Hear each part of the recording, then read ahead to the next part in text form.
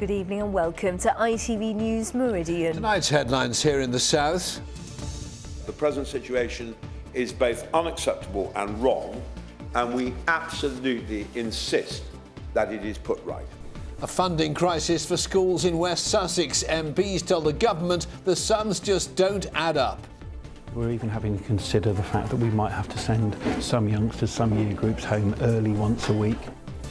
Also tonight, attack of the drones, why a Hampshire farmer is calling for new laws to protect his livestock. He was the ultimate daredevil until a brain injury changed his life. At Home with Eddie Kidd, a special report. And they called it puppy love. Hi, I'm Donny Osmond, and join me later on in the program, and I will tell you how I'm celebrating 50+ years in show business.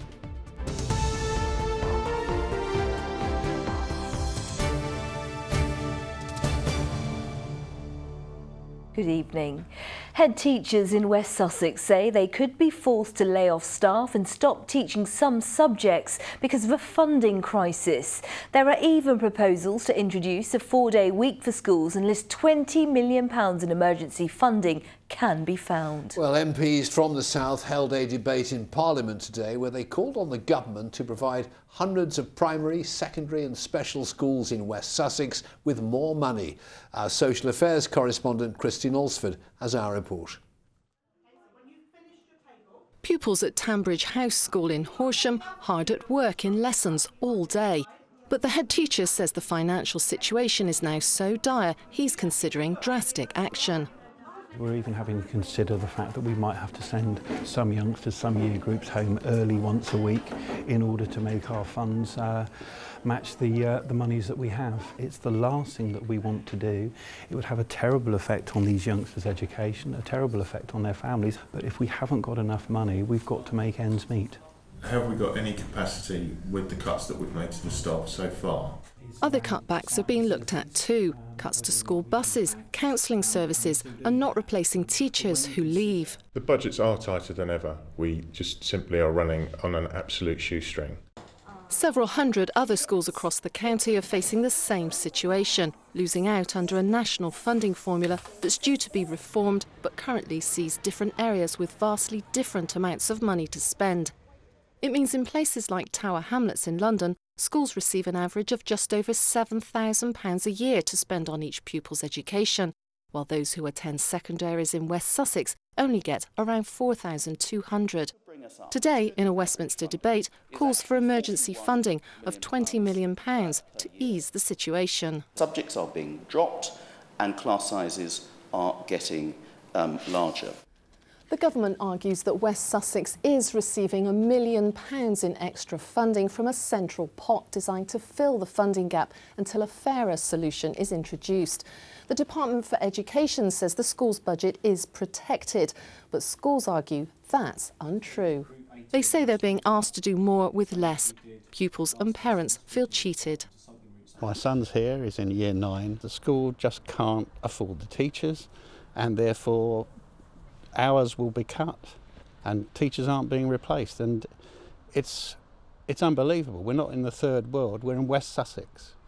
I think it's unfortunate and unfair that certain pupils, depending on where they live, are getting different chances and in a way less opportunity than other students. If people, say in London, getting so much more than us, it's just really unfair. We're going to be applying for jobs, going to university, and we need that money to support our education. Many in Sussex say short-term solutions are possible by taking small amounts from the best-off schools elsewhere. We don't want to see other schools disadvantaged, but we're in such a dire position that we need this interim help and we need it now. Without it, some seem to think empty classrooms on school days will become a reality all too soon. Christine Alsford, ITV News. In other news, an 89-year-old pedestrian's been killed when she was struck by a car in New Milton town centre. It happened on Whitefield Road shortly before 2 o'clock yesterday afternoon. The driver, a 79-year-old woman from Lymington, is being treated for serious injuries. Patients and staff at the Royal Hampshire County Hospital in Winchester who may have come into contact with a patient with tuberculosis are being offered screening. In a statement, the hospital trust says the risk of transmission is low. Commuters on Southern Rail faced chaotic scenes last night because of a damaged railway track on the Brighton to London main line. Trains between Brighton and Haywards Heath were unable to run, and those in the opposite direction were delayed.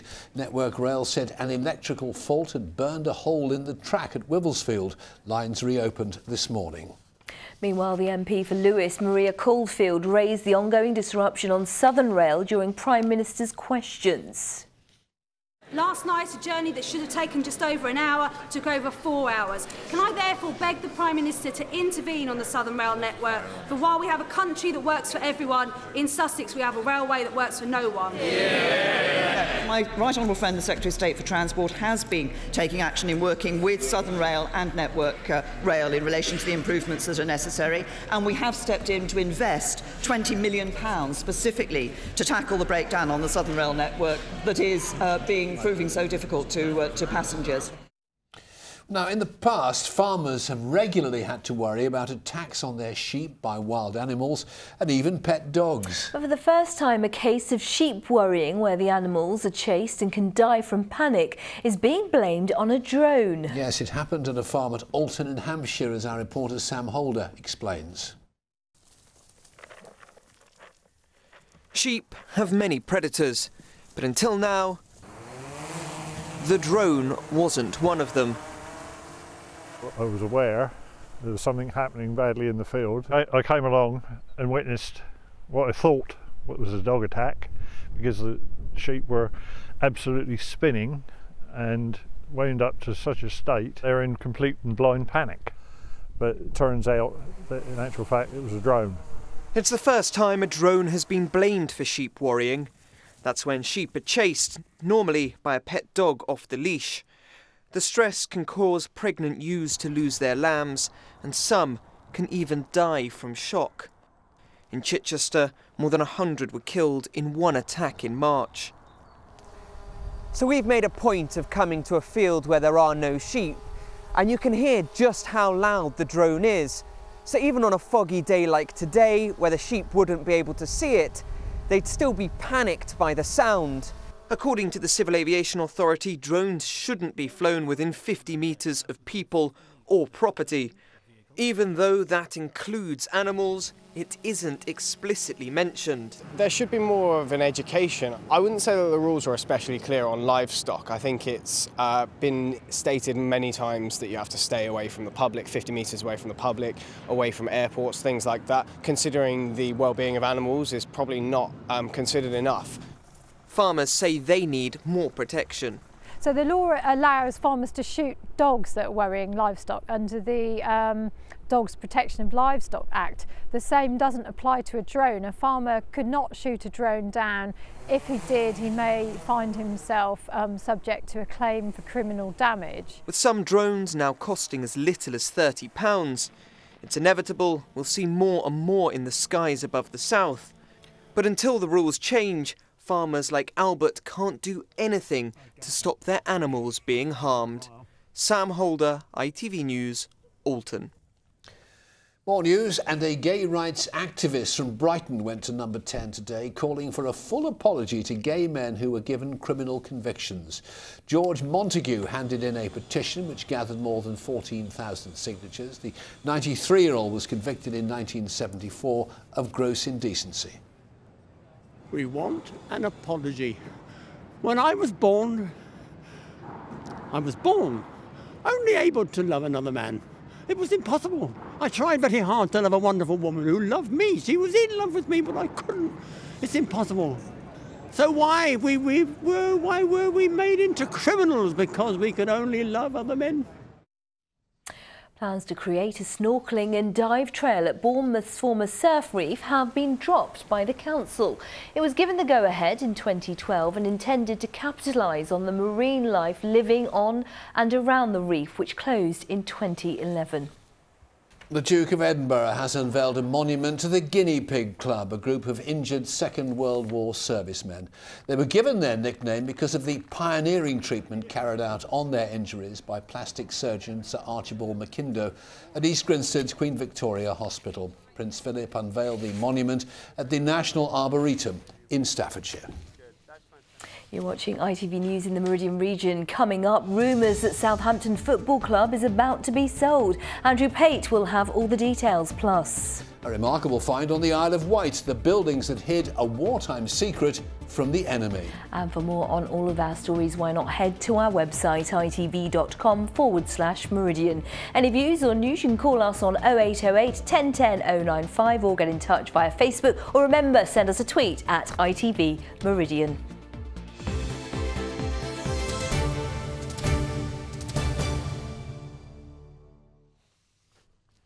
Now, he found fame as a stunt rider, breaking world records for jumping over buses and cars on his motorcycle. But when one stunt went wrong, life changed for Eddie Kidd. Now severely disabled, he still continues to push himself to the extreme. We last saw him carrying the Olympic torch, and before that he had walked the London Marathon, raising more than £100,000 for charity. But he says his body is still recovering from the challenge and he's struggling to get the support that he needs. Andy Dickinson has this exclusive interview. 5 more, come on. Eddie Kidd used to do 500 sit-ups each morning, still determined to keep fit despite the worsening condition that's left him almost paralysed. It's a regime and focus that speaks volumes of the daredevil who became famous throughout the world until a stunt went wrong in 1996 and he suffered brain damage. You've always been a sportsman even after the accident. How important is it for you to keep fit?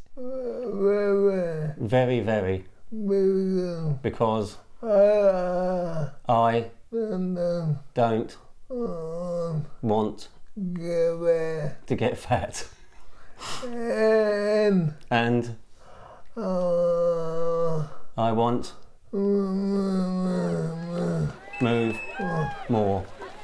4 years ago, Eddie carried the Olympic torch through Lewes shortly after completing the London Marathon over 50 gruelling days. He raised more than £100,000 for charity, but it was a challenge that's taken its toll. It really made my speech very hard.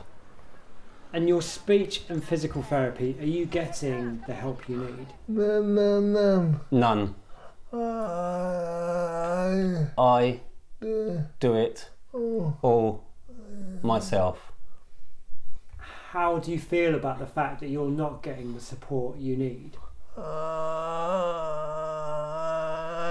I am disgusted because I feel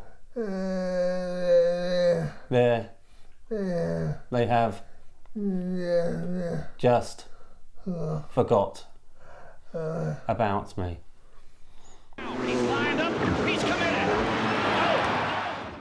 What did it feel like when you're doing those massive jumps? Did you get scared? Never. Never. What is scared? When you go over a humpback bridge and your belly goes up in your mouth.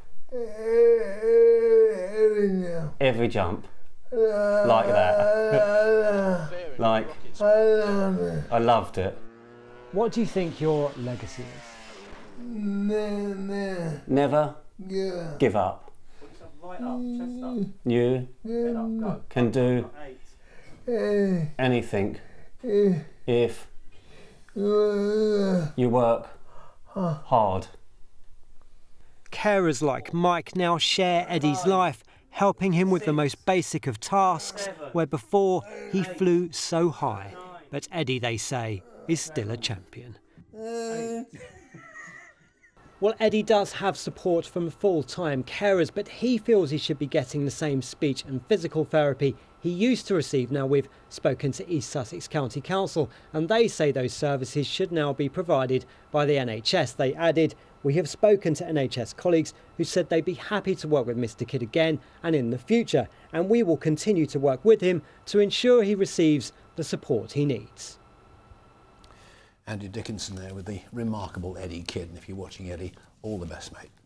Now, a vital part of a top-secret wartime project is being restored on the Isle of Wight. Yes, for years it was just a forgotten hut on a golf course, but 70 years ago it helped to support the Allied invasion of Europe. Inside are machines which survived the war and could one day be brought back to life, as Richard Jones will now tell us. In peaceful surroundings just off the seafront in Sandown, there are relics of war. This golf course was once part of Pluto, the pipeline under the ocean. It was built for D-Day to supply fuel to the Allied invasion forces.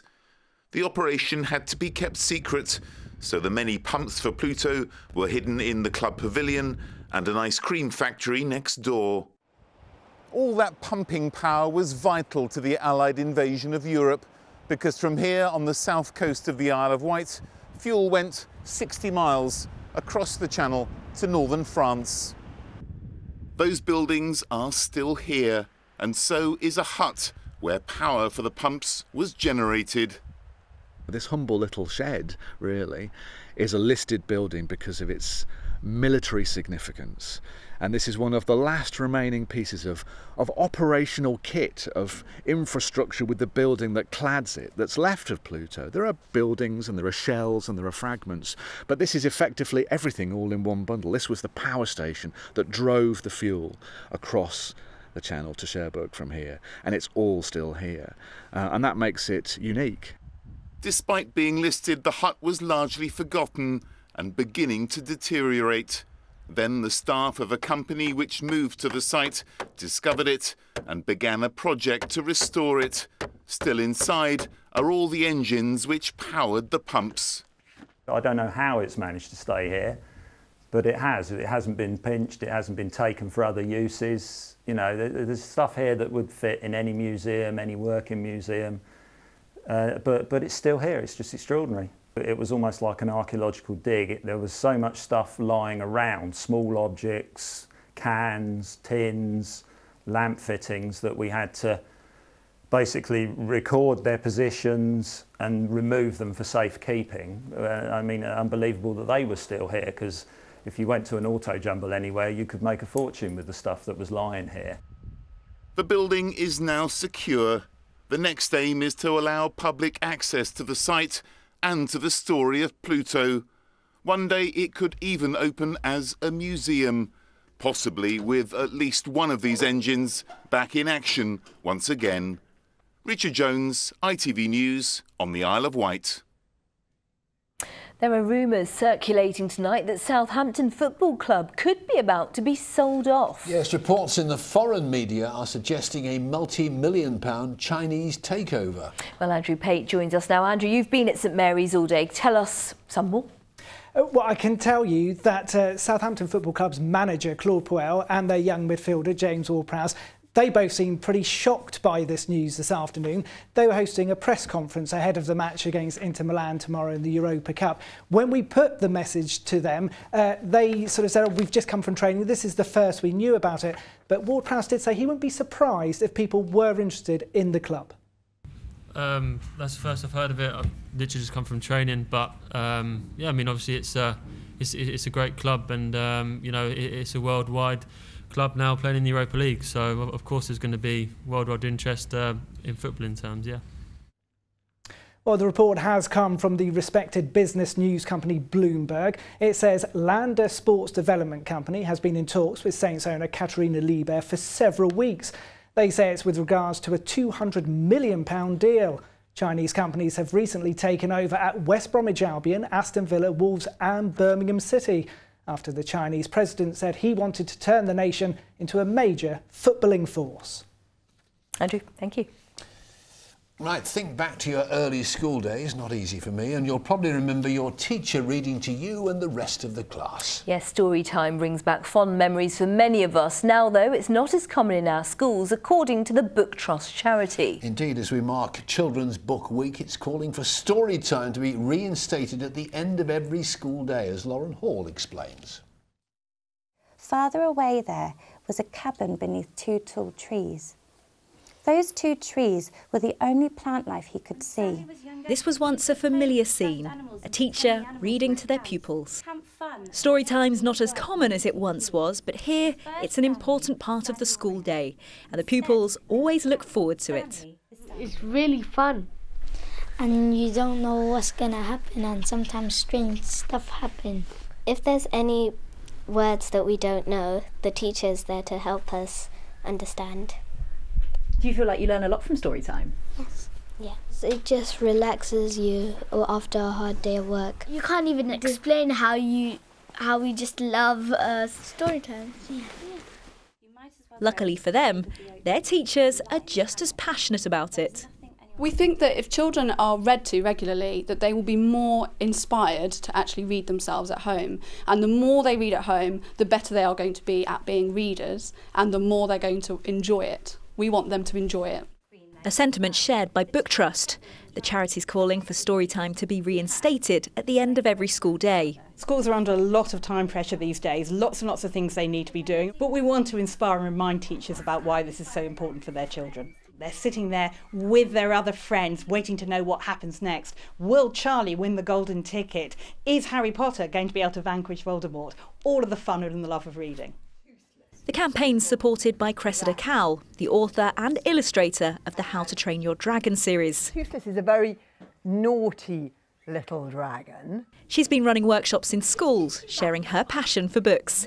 She believes storytime's essential in early education. However many spelling tests and grammar lessons you do, just can't get that pleasure, that joy in the book. Children love being read to, and I would so love to see storytime coming back every school in the country. Teachers here say it makes a real difference to their pupils, giving them a passion for books and for reading. Lauren Hall, ITV News. I used to love story time. Well, we've been asking you on our Facebook page to share some of your favourite stories growing up. Yeah, Jean Thompson says when she was a little girl in the 60s, she had quite a few of the Ladybird books. Yes, they were good. Rapunzel was her favourite. Yeah, I like that. Yeah. David King from Christchurch says his book of choice was The Hobbit, and it started his interest in reading. Meanwhile, Mandy Taylor from Salisbury says her favourites at school were The Turbulent Term of Tyke Tyler. Never heard of that one. I haven't. I have to all admit. the Judy Blume series. Yeah, I remember I Judy love Blume. the famous five. Did you like the famous Yes. five? Alice in Wonderland, Yes. I remember. Always used to read A Christmas Carol. Yes. Always. Now, he's sold over 100 million records, has celebrated 50 years in showbiz and has a devoted army of loyal fans. Yes, Donny Osmond first took to the stage with his brothers at just 5 years of age. Now he's going back on tour in the UK and stopping off in Brighton. Starstruck Mary Stanley has been to see him to reminisce on a remarkable career and talk about his new show.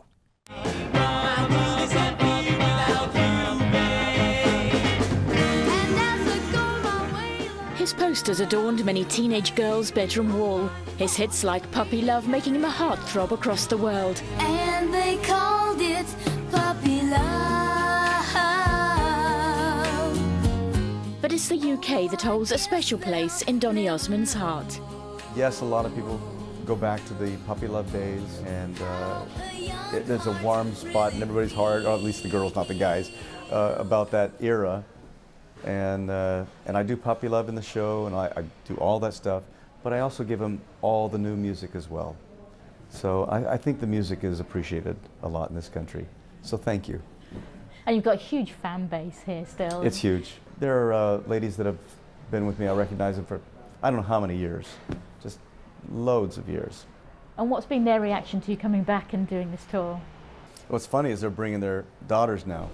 That's what's funny.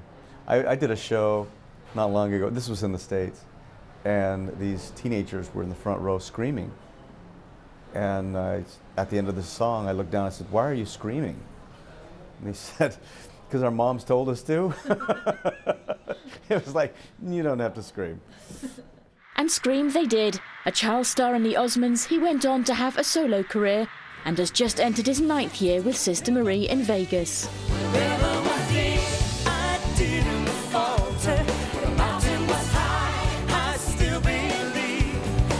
You've been celebrating 50 years in show business. Is it still as exciting today as it was back then when you started?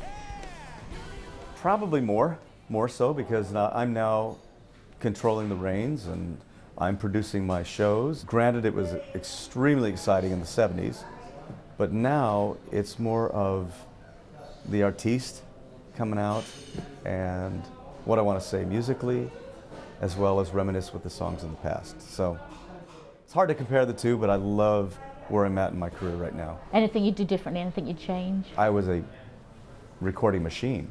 They say, Donnie, get into the studio. And they'd play me songs 5 minutes before I recorded them. That's no way to do anything. And it kind of hurt me later on, because, I mean, I recorded a song called Lollipops, Lace, and Lipstick. Hello? Who wants to hear that? So yeah, there's a lot of stuff that you'd kind of like to go back and tweak. But it's brought me to this point in my life, and I'm pretty darn satisfied with where I'm at right now. Since I met you, I've begun to feel so strange. His tour in January will take him across the UK, and he has a special reason to visit the South Coast. I love it down there by the beach, usually sunny down there. So, and the audiences down south are so, well, the audiences all across the country are so appreciative, but it's a beautiful area. You've had this huge fame and huge success, but you seem to have a very normal life. You're a granddad. How do you manage to maintain that balance when so many other people fail? Well, that's the operative word, Mary, balance.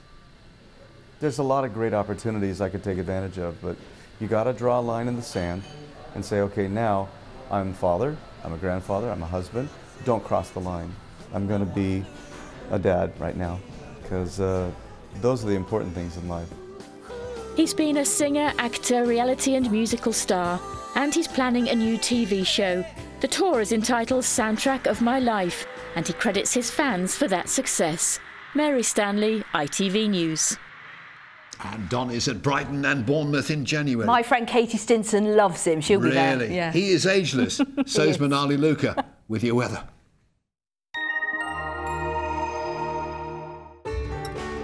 From blizzards to pool, driving through Europe. Eurotunnel the Shuttle sponsors ITV Meridian weather. Hello there, good evening. It has been a chilly day today, but a fine sunny day. Over the next couple of days, it's going to be staying cold by day and by night. Some frosty starts, but on the plus side, staying mostly dry. I say mostly dry because tomorrow we've still got high pressure in charge sat to the south of us. We've also got this weather front straddling the north, and that'll continue to work its way southwards through the course of the day, bringing with it some rain through tomorrow night and into Friday. But for now, back to the here and now. We're looking at a dry picture through the rest of this evening and overnight tonight. The cloud will tend to come and go, but there will be some lengthy clear spells, and that will allow temperatures to drop away sharply. These are the temperature values for towns and cities across the rural parts, across the countryside. It is going to be much colder than that, way below freezing. We're going to see a widespread frost and patchy mist and fog forming too. So a chilly start to Thursday morning. Any early mist and fog will lift, but overall tomorrow is going to be quite a cloudy picture ahead of that weather front moving in. Another chilly day to come. We have got a change in wind direction, but still a chilly day. Temperatures 9 to 11 degrees Celsius, and then some wet weather pushing in through tomorrow night and clearing into Friday.